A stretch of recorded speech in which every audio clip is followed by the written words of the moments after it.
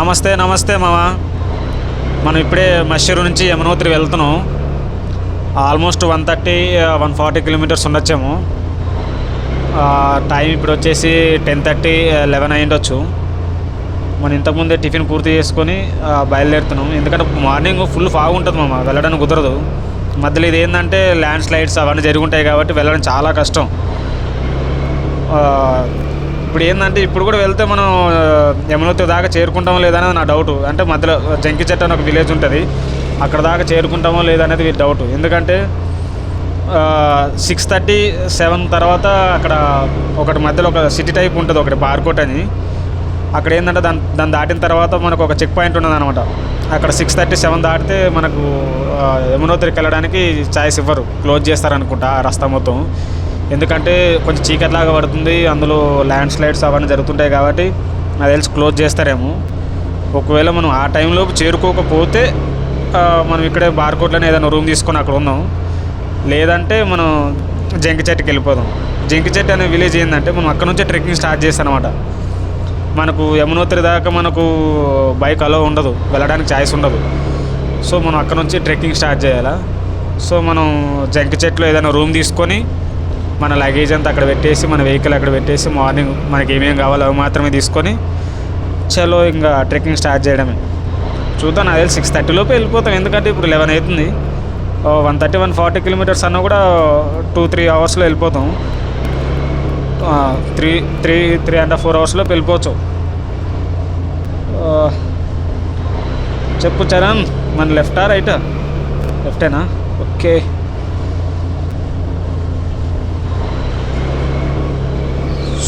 Place మాత్రం మామూలు లేదు మామ, సూపర్ అంటే సూపరు.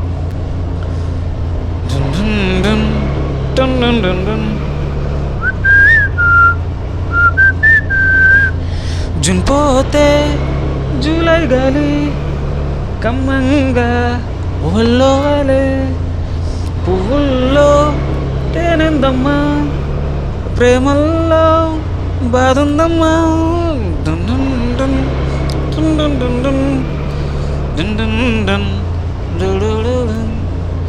సూపర్ కదరా చరణ్, సూపర్ సూపర్. అంతే ప్లేస్ మామూలుగా లేదు అసలు, కిరాక్ అంటే కిరాక్ ఉంది మా ప్లేస్. చాలా చాలా బాగుంది. మీరు కూడా ట్రై చేయరు మామ, సూపర్. ఇటు ముందు వెళ్తున్నారు వాళ్ళు కాన్వారీస్ మామ. మన యమునోత్రి నుంచి వాటర్ తీసుకొని వెళ్తారు వాళ్ళ ఊర్లోకి. మీకు చెప్పాను కదా మనం మన ఏమంటారు హరిద్వార్ దగ్గర చెప్పాను అదంతా వాళ్ళ స్టోరీ అంతా ఇదే. వాళ్ళు ఇలా వచ్చి ఆ డ్రెస్సు చూడంగానే మనకు అర్థమైపోవాలి అంతే. వాళ్ళు గంగోత్రి లేదు యమునోత్రికి వెళ్ళి వాటర్ తీసుకొని వాళ్ళ ఊరికి వెళ్ళిపోతున్నారు వాళ్ళు. సూపర్ కదా ప్లేస్ మాత్రం, మామూలుగా ఉండదు. రోడ్లు మాత్రం చాలా చాలా బాగుంటాయి మామ.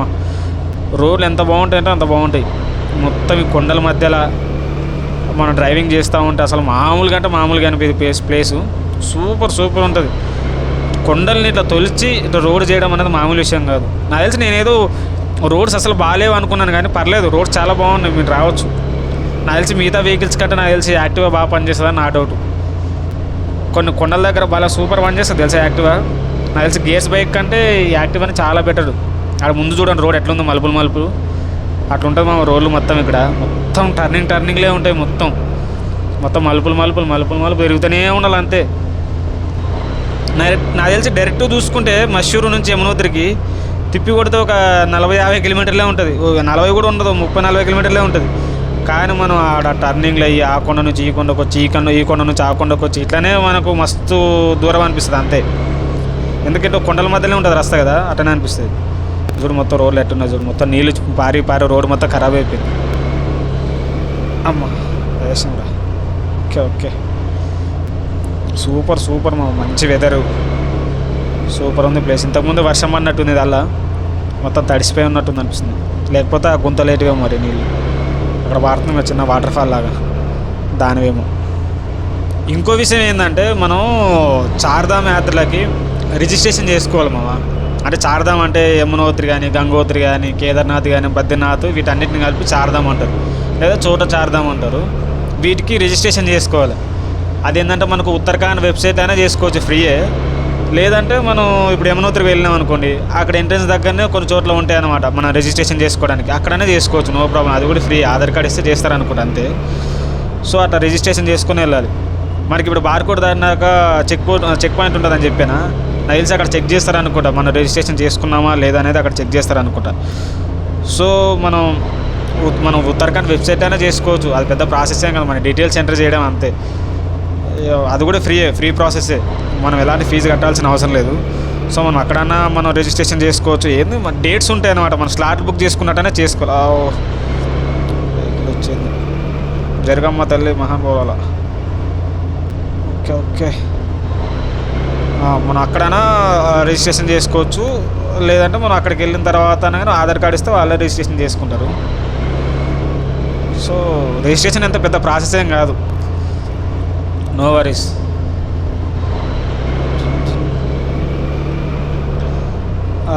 ఇక్కడ ఏంటంటే నేను బాగా గమనించింది ఏంటంటే, ఇక్కడ ఫుడ్ విషయంలోకి వస్తే ఇక్కడ చాలా వరకు మన దోశ కానీ ఇడ్లీలు కానీ ఇక్కడ ఏం అట్లాంటివి దొరకవు. అట్లాంటివి ఆశలు పెట్టుకొని వచ్చారు ఇట్లా. ఇక్కడ చాలా వరకు ఆలు పరోటా కానీ, పన్నీర్ పరోటా కానీ, మోమోస్ అని ఉంటాయి. మన ఊర్లో భక్ష్యాలు ఉంటాయి చూడు, సేమ్ అట్లనే ఉంటాయి, కానీ అంటే షేప్ అట్లనే ఉంటాయి, కానీ కొంచెం వేరే. మోమోస్ అంటారు, ఇవి మోమోస్ ఉంటాయి. ఇక న్యూడిల్స్ అని ఇవి ఉంటాయి. ఇక న్యూడిల్స్ ఇది ఏమంటారు, న్యూడిల్స్ అనా, మన మ్యాగీ ఉంటుంది చూడు, మ్యాగీ చేస్తారు ఎక్కువ. ఇంకొకటి తాలి అని ఒకటి ఉంటుంది మామ, ఏమంటే ప్లేట్ భోజనం అంటే దాంట్లో ఏమేమి ఉంటాయంటే 4 రోటీలు ఇస్తారు, ఇక రైస్ ఇస్తారు కొంచెం, ఇక కర్రీ ఏంటంటే అది బఠానీలతోనే వాటితో చేసింటారు మా వాటిలో పేర్లు నాకు నిజంగా కరెక్ట్గా తెలియదు. సో ఇవి ఇస్తారు. ఇంకా కొన్ని ఫుడ్ ఐటమ్స్ ఉంటాయి కానీ వాటి పేర్లు కరెక్ట్గా తెలియదు. సో మోస్ట్లీ ఇవే ఉంటాయి మనం ఎక్కడైనా వెతుకు, ఇవే ఉంటాయి. ఇక నువ్వు వీటిలోనే ఏదో ఒకటి సెలెక్ట్ చేసుకుని తినడమే తప్ప ఇంక వేరే కనపడవు నీకు. ఏదో రేర్ ప్లేసెస్లో దోశ పెడతాడు, అది కూడా ఎంత 150, 100 పైనే, ఇంకా 100, 120, 150, 200. ఒక దోశకు 200 పెట్టాల్సి వస్తుంది. ఒక చోట అయితే 150 రాసాడు. నేను 20 రూపాయలకి దోశ తింటా, వీడు 150 అయినా షాక్. ఇక నేను ఆ దోశ జోలికి వెళ్ళాలి అసలు. సో మంచిగా 60 రూపాయలు పన్నీర్ పరోటా ఇస్తాడు. సో మార్నింగ్ బ్రేక్ఫాస్ట్ లాగా అదే తింటాం, ఇంకా మధ్యాహ్నం తాలే తింటాం, ఇంకా అదే ఫుడ్ అయినా. నైట్ కూడా అంతే సేమ్. ఇక్కడ మీరు ఇడ్లీలు దోశల మీద ఎక్కువ ఆశలు పెట్టుకుని రాకండి మామ, చాలా రేట్లు ఎక్కువ ఇక్కడ. ఇంకో విషయం ఏంటంటే, మనం ఇక్కడ నాన్ వెజ్ కూడా ఎక్కువ దొరకదు మామ. అంటే నార్మల్గా ఇప్పుడు మనం దేవునికి వెళ్తున్నాం కాబట్టి ఓకే, నో ప్రాబ్లం. బట్ కానీ ఒక నార్మల్గా విజిట్ చేద్దాము, ఏదంతా ఎక్స్పీరియన్స్ చేద్దాం, ట్రావెలింగ్ అంతా ఇట్లా నార్మల్గా తిరుగుదామని వస్తారు చూడు. సో వాళ్ళకి నాకు తెలిసి నాన్ వెజ్ దొరకడం చాలా రేరు, చాలా కష్టం, వాళ్ళకి దొరకదు. నాన్ వెజ్ చాలా కష్టం, చాలా అంటే చాలా కష్టం. రేర్ కేసులో, రేర్ ప్లేసెస్లో ఉంటుంది నాన్ వెజ్. ఇంకోటి ఏంటంటే ఇక్కడ ఆల్కహాల్ కూడా చాలా రేర్ మామ.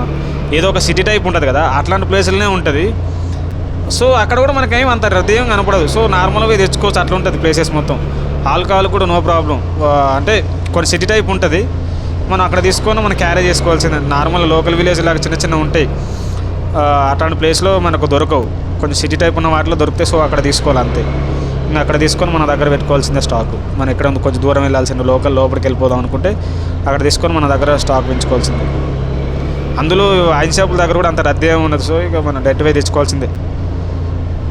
మేబీ ఇక్కడ ఎక్కువ తాగరు అనుకుంటాం మామ, ఇక్కడ ఎక్కువ తాగరు, ఎక్కువ అంటే తాగొచ్చు మేబీ వాళ్ళు ఇవి గాంజా ఇట్లాంటివి ఎక్కువ యూజ్ చేయొచ్చు అని నా డౌట్. వీళ్ళు ఎక్కువ నాన్ వెజ్ కూడా ఎక్కువ ముట్టారు అనుకుంటా నాకు తెలిసి, తక్కువనే తినేటట్టు ఉన్నారు వీళ్ళు. ఇంకొంది ఏంటంటే మేము హస్తినాపురం దగ్గర చూసాం మామ. హస్తినాపురం దగ్గర ఎట్లున్నా తెలుసా, ఒక్కొక్కరు నిజం చెప్పాలంటే ఉక్క పార్ట్స్ ఉంటాయి కదా, ఉక్క పార్ట్స్ 5 ఫీట్స్ ఉంటాయి తెలుసా, 4 ఫీట్స్ 5 ఫీట్స్. ప్రతి ఇంట్లో ఉంటాయి నీకు ఉక్క పాటు, ఏ ఇంట్లో గ్యాప్ లేకుండా ప్రతి ఇంట్లో ఉక్క పాటు ఉంటుంది. సాయంత్రం కరెక్ట్ 7:30, 6:30, 7 కావాలి అంటే ఫుడ్ తినకముందో మరేమో కానీ ఆ టైంలో 6:30, 7 గంటలకే స్టార్ట్ చేస్తారు ఇంట్లో ముందర. అందరు కలిసి తాగుతారు ఉక్క పాటు. ఇప్పుడు థియేటర్ బాబు వీళ్ళు ఏరా ఇట్లా ఇంత బహిరంగంగా తాగుతున్నారు అనుకుంటా. నేను అసలు తెలుసా, ఇప్పుడు కాన్వారీస్ అన్నానా, వాళ్ళు డైరెక్ట్ రోడ్ల పైన డెట్ పెట్టి తాగేస్తుంటారు వాళ్ళు. అంటే ఇక నాకు తెలిసి అంత పెద్ద విషయమేం కాదనుకుంటా ఉక్క అవంతా. మేము వాళ్ళు దాంట్లో ఏమైనా కలుపుతుంటే అది ఒక ఇల్లీగల్ అవుతుందేమో, కానీ ఉక్క అంత పెద్ద నాకు తెలిసి వీళ్ళు అదంత పెద్ద ప్రాబ్లం ఏం కాదని నా డౌట్. ఎందుకంటే ఇక్కడ చలి ఎక్కువ ఉంటుంది కాబట్టి వాళ్ళు వేడి కోసం తాగుతారు కాబట్టి అంత పెద్ద ఇష్యూ కాదని నేను అనుకుంటున్నాను. నాకు తెలిసి మనకెళ్ళి కూడా కొడతారు, కానీ నాకు తెలిసి వీళ్ళు కొట్టినట్టు ఇది వీళ్ళు ప్రతి ఇంట్లో ఉంటుంది మా ఒక్క పాటు పక్క. నేను ఆడడం చూస్తున్నాను కదా హస్తినాపురం నుంచి, ప్రతి ఇంట్లో ఉంటుంది ఒక్క పాటు. సో వీళ్ళకి అంత ప్రాబ్లం ఏం కాదు. ఈ చలిని తట్టుకోవాలని ఆ మాత్రం కొట్టాలేమో వాళ్ళు. కానీ ఆల్కహాల్ కూడా బాగానే తాగాలిగా, మరి ఎక్కువ వైన్ షాపులు లేవని నేను అనుకున్నాను అంతే.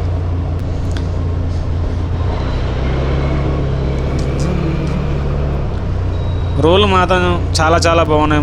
మొత్తం చలి చలి పెడుతుంది. ఇక్కడ చూసాం ఫుల్ చలిగా. ఇది ఎంతో కొంచెం వర్షం పడేటట్టు ఉంది. నిన్న పడ్డది మామ అక్కడ మషూరులో, గట్టి పడింది వర్షం. నిన్న మొత్తం మేము పొద్దున నుంచి సాయంత్రం దాకా వర్షం పడుతూనే ఉంది. సో మేము మా టైం నిన్న మొత్తం వేస్ట్ అయిపోయింది. మొత్తం పొద్దున నుంచి సాయంత్రం దాకా ఇంట్లోనే ఉండాల్సి వచ్చింది. అదే మేము ఉన్న రిసార్ట్లోనే వాళ్ళు ఫుడ్ కూడా ఇస్తారు కాబట్టి, అంటే ఫుడ్ కూడా హోటల్ టైప్ ఉంది. సో వాళ్ళు రూమ్ దగ్గరకు డెలివరీ చేసేవాళ్ళు. మేము అదేదో రిసార్ట్ అంటే ఏదో అనుకున్నాం మా శివకోర్ రిసార్ట్ అంటే పెద్ద ఊహించుకున్నాం. ఏదో మనకు ఆఫర్లో వచ్చింది కదా అనుకున్నాను నేను. చూస్తే దానికి 250 300 పెట్టవచ్చు అంతే. ఓకే ఏదైతేనేమో మనకి ఈ ప్లేస్లో అని చెప్పేసి మనకు కూడా అంతే వచ్చింది, 300కి వచ్చింది. ఆఫర్లో వచ్చింది రిసార్ట్ అని చెప్పి. ఆఫర్లో వస్తే మేము ఏమనుకున్నామంటే రిసార్ట్ అని ఉంది, మంచి ప్లేస్ ఉండొచ్చు, మనకి ఇంత తక్కువలో వచ్చిందంటే గ్రేట్ అని చెప్పుకొని ఎక్కువ ఖుషి అయిపోయినాం అనమాట. కానీ అక్కడ ఏం లేదు.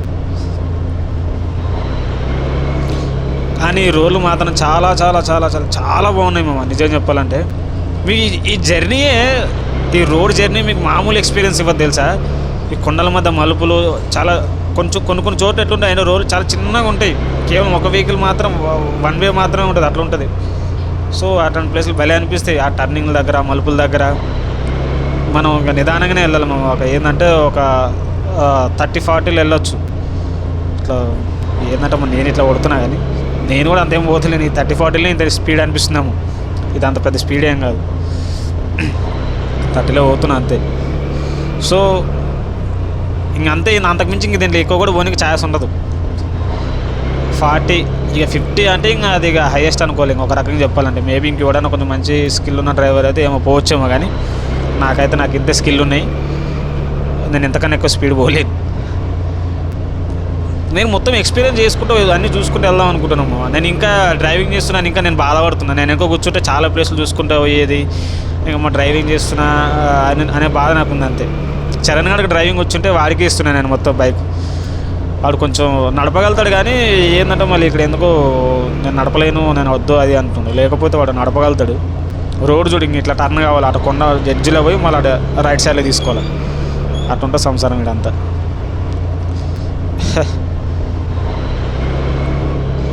నేను మీకు ఒకటి మషూర్లో జరిగిన సంఘటన చెప్తాము. మేము తీసుకున్న రిసార్ట్ దగ్గర కొంచెం మార్నింగ్ టిఫిన్ చేద్దామని చెప్పేసి, అదే ఆలు పరాట తిందామని చెప్పేసి వెళ్ళినాం మామ. అక్కడ ఒక ముసలాయన కొండ ఎక్కుతున్నాడు మామ. డైరెక్ట్ ఆ కొండ ఎట్లుందంటే చాలా పెద్దగా ఉంది. ఆ కొండ నేను ఎట్ట నిలువకి వెళ్తున్నాడు, చక్కగా ఎక్కుతున్నాడు. అమ్మ ఇతను ఏంటరా బాబు ఇంత ధైర్యంగా ఎక్కుతున్నాడు, అది కూడా చెప్పులతో. అందులో ముసలాయన ఎట్లా ఎక్కుతున్నాడు అని చూసినా నేను. ఇట్లా ఎక్కుతున్నాడు ఏంది, మనం కూడా ఎక్కుదామా ఆయన అడిగా అని చెప్పి మేము ఆయన అడిగినాం అనమాట. అంకుల్ మేము కూడా రావచ్చా అని అడిగితే ఆయన ఇందులో రన్ అని చెప్పింది. సరే అని చెప్పి ఆయనతో పాటు వెళ్ళను. ఆడ అసలు రస్తనే లేదు పైకి ఎక్కడానికి. ఆయన ఎట్లా ఎక్కుతున్నాడు అసలు మామూలుగా ఎక్కట్లా. మేమంతా అది పట్టుకుని ఇది పట్టుకుని ఎక్కుతున్నాం. ఆయనకు అలవాటు ఉండొచ్చు కాబట్టి ఎక్కుతున్నాడు. పైకి ఎక్కి ఏంటంటే అది పశువుల కోసం గడ్డు కోస్తున్నాడు మామ. సో మేము కూడా చూద్దాం పైకి ఎట్లుంటుందని ఎక్కినాం. ఇప్పుడు ముందు ఎట్లా కనిపిస్తుంది అట్లుందా, ఇంకా అటు పైకి ఎక్కుతున్నాడు ఆయన. మనకు చూడ అట్లా పైకి ఎక్కితే ఎట్లుంటుంది అసలు, ఎలాంటి రస్త లేదేం లేదు, అటు పైకి చక్కగా ఎక్కేస్తుండే పైకి.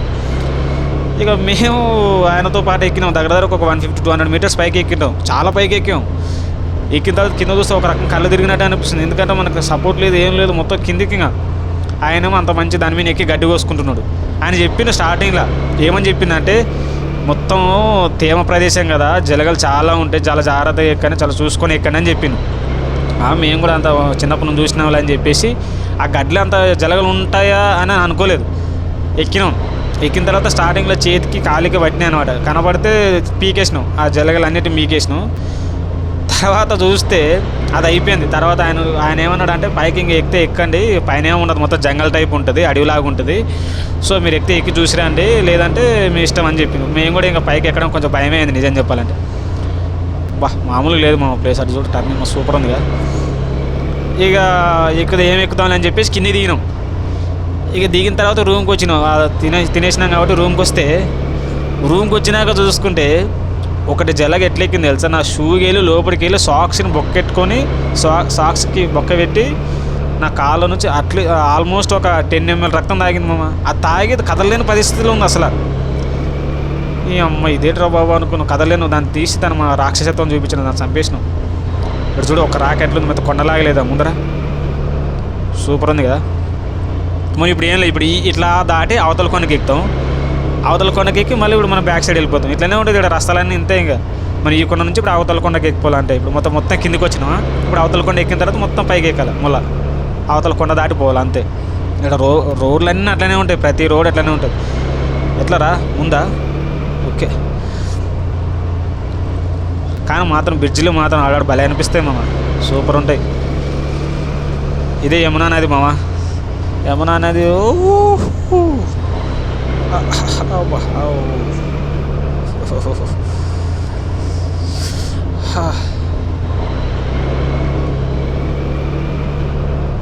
చూడు అవతల నుంచి వచ్చినామా మనం, ఇప్పుడు యువతలకి ఎక్కుతున్నాం అంతే. అటు నుంచి వచ్చి ఆ బ్రిడ్జ్ దాటి మళ్ళీ ఇట్లా ఈ కొండ మొత్తం దాటాలి అంతే. ఇప్పుడు మళ్ళీ చూడు ఇట్లే ఉంటాయి ఇక్కడ రోడ్లన్నీ.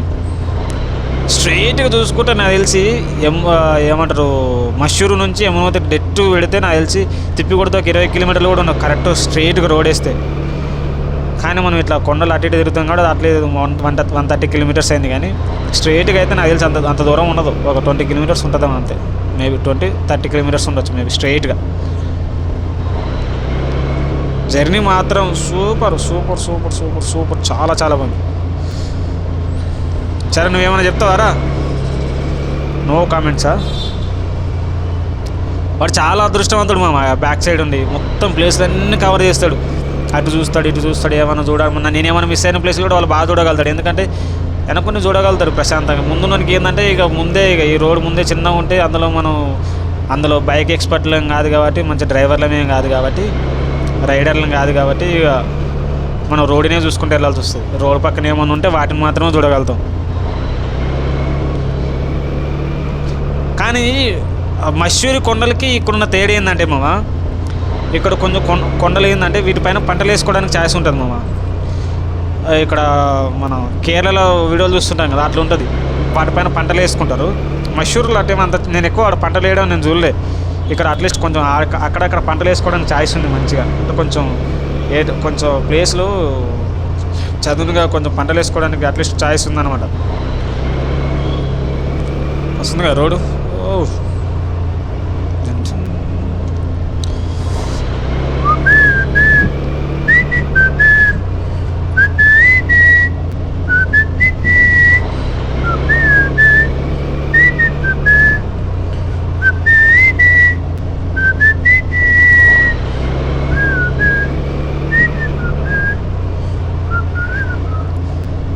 కొండలు జర్నీ నేను ఎప్పుడు ట్రావెలర్స్ వీడియోలు చూడడమే, కానీ నేను ఫస్ట్ టైం ట్రావెలింగ్ చేస్తున్నా.